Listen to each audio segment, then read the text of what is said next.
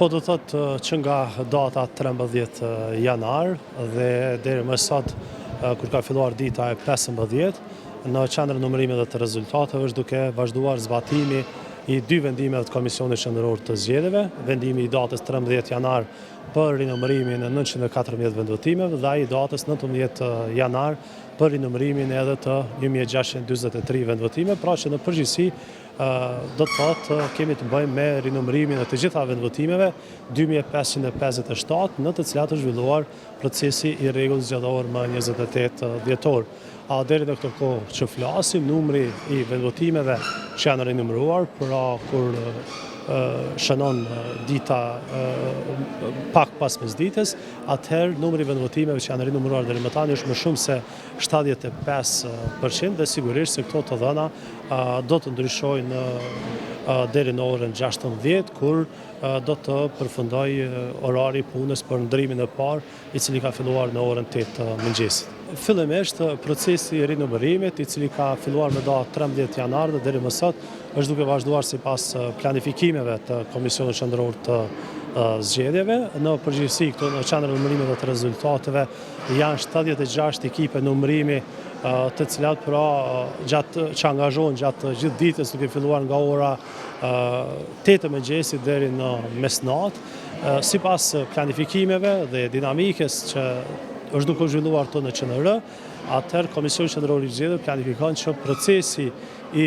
rinumërimit për vendvotimet e mbetura të përmbyllet deri në fund të këtij muaji, pra që i bie ditë shtunë,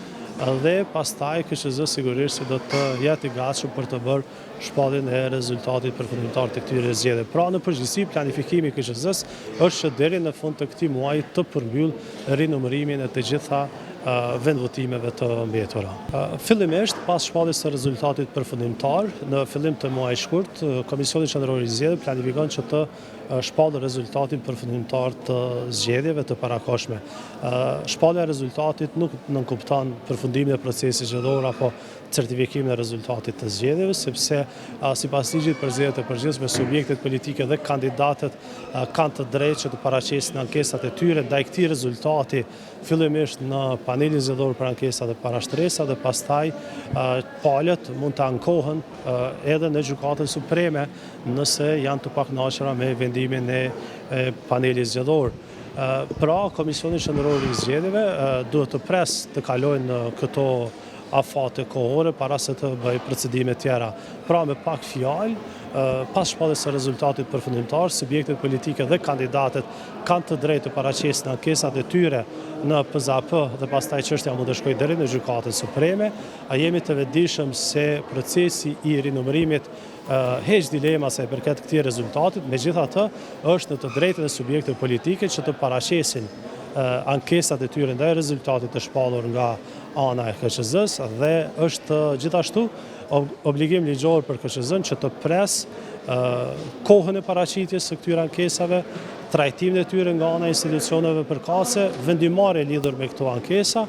të zbatoj vendimet nëse sigurisht ato obligojnë ndonjë gjë KQZ-n dhe pastaj të certifikojë rezultatin përfundimtar të zgjedhjeve, që njëkohësisht do të shënonte përmbylljen e të gjithë procesit zgjedhor. Si përmbledhje do thotë koha se sa duhet që KQZ të certifikojë rezultatin përfundimtar të zgjedhjeve pasi të bëjë shpalljen e këtij rezultati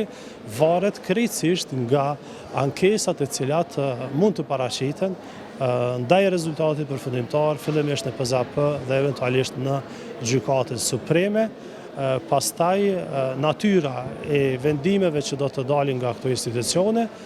nëse ato obligojnë ndonjë gjë KQZ-n, KQZ duhet të zbatojë ato vendime dhe pastaj pas kësaj do të mund të procedojë me certifikimin e rezultatit të zgjedhjeve dhe përmbylljen e procesit zgjedhor.